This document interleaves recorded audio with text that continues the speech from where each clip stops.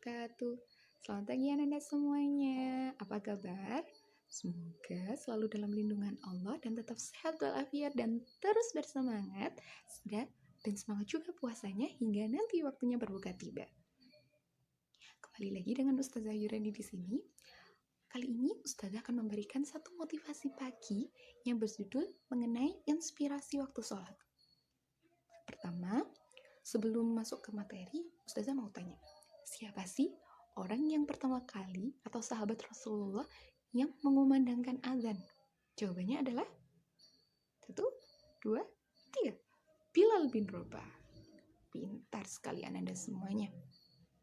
Oke, suatu ketika Rasulullah bilang kepada Bilal, "Ya Bilal, arihna bisolah." Ya wahai Bilal, istirahatkan aku dengan sholat. Dari percakapan Rasulullah dengan Bilal kita tahu bahwa sholat ini adalah waktu yang terbaik untuk istirahat dari segala aktivitas yang telah kita lakukan dalam seharian itu. Kok bisa Ustazah? Ya bisa gitu. Karena segala aktivitas kalau nggak diistirahatkan kan pasti capek. Maka Allah pun memberikan waktu istirahat kita dengan apa? Dengan sholat. Dan istirahat terbaik ya ketika aktivitas itu padat ya istirahat terbaiknya adalah sholat kayak gitu. Dan kita harus bersyukur sebagai umat muslim, sebagai umat mukmin gitu ya. Orang yang beriman, orang yang beragama Islam, kita harus bersyukur bahwa Allah telah memberikan waktu ya, waktu kita untuk sholat, waktu yang sangat luar biasa, waktu-waktu pilihannya Allah. Ingat sejarahnya Isra Mi'raj ketika Allah memerintahkan Rasulullah perintah sholat. Berapa itu pertama kali Allah memberikan perintah sholat kepada Rasulullah? Banyak kan, dari ratusan, puluhan, hingga akhirnya Allah menetapkan sholat sehari adalah 5 waktu. Subuh, duhur, asar, maghrib, isya. Dan sesungguhnya 5 waktu ini dan segala aktivitas yang kita lakukan itu adalah menunggu waktu sholat ini. Loh kok bisa Ustazah gitu? Oke, pelan-pelan ya. Pertama, kita sholat gitu. Kita sholat terus kemudian kita bangun dan kita langsung sholat subuh. Terus kemudian kita melakukan aktivitas kembali pada pagi hari sampai menjelang siang dan kemudian kita masuk ke sholat duhur. Kalau kita sekolah habis duhur kita ada pelajaran lagi tuh, ya kan? Ada pelajaran lagi, atau kalau misalnya kita ada di rumah, kita pasti ada aktivitas lainnya. Terus kemudian kita diistirahatkan lagi sholat asar. Terus kemudian habis sholat asar pasti ada aktivitas lagi, entah ngaji gitu ya, tadarus gitu. Mungkin anda semuanya ada yang bermain waktu sore gitu. Nah, diistirahatkan lagi sama Allah. Ya, istirahat waktu maghrib gitu.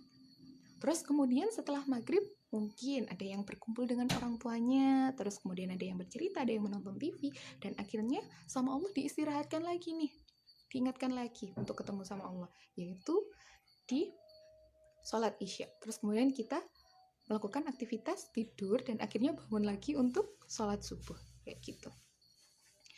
Pada suatu ketika ya, Rasulullah bertanya kepada sahabatnya, "Wahai para sahabatku,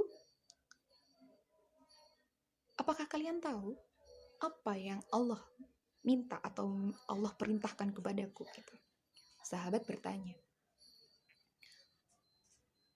"Enggak Rasulullah, sesungguhnya hanya Allah yang tahu jawabannya."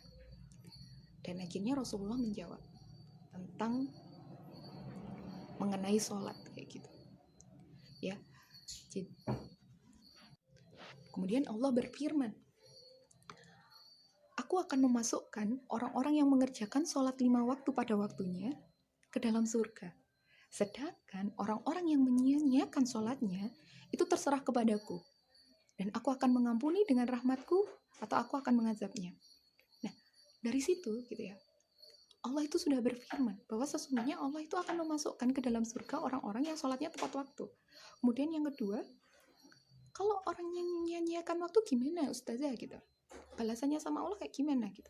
Nah, Allah menjawab sebenarnya, hanya aku yang tahu atau hanya Allah yang tahu sesungguhnya gimana hukumannya bagi orang-orang yang menyia-nyiakan sholat. Nah, dari situ gitu ya, Ustazah mengajak, Ustazah mengingatkan kepada semuanya, untuk diri Ustazah sendiri, ayo kita sama-sama sholat tepat waktu, khususnya pada di bulan Ramadan ini kita berbanyak amal kebaikan, kita tepat sholatnya, ditambah lagi sholat sunnahnya gitu ya, bahwa biar Allah itu semakin suka sama kita, biar Allah semakin cinta juga sama kita. Dan seperti firman Allah dalam surat Al-Baqarah ayat 45-46 ya, dan sholat itu sungguh berat kecuali bagi orang-orang yang khusyuk, yaitu mereka yang yakin bahwa mereka akan menemui Tuhannya dan bahwa mereka akan kembali kepadanya. Dan setiap kali ketika sholat, Ustaz sering ngomong, ayo yang khusyuk sholatnya gitu, ayo kita lagi ngomong nih sama Allah gitu ya, karena kita tahu ketika sholat yuk khusyuk gitu, kita yakin kita sedang menemui Tuhan kita dan kita sedang berbicara sama Allah. Oke, itu saja intinya. Jangan lupa sholat 5 waktu dan tepat waktu dan ditambah dengan amalan-amalan yang lain. Oke, selamat berpuasa Ananda semuanya, semoga tetap bersemangat selalu. Ustazah akhiri, wabillahi taufiq wal hidayah, waridha wal inayah. Wassalamualaikum warahmatullahi wabarakatuh. Sampai jumpa.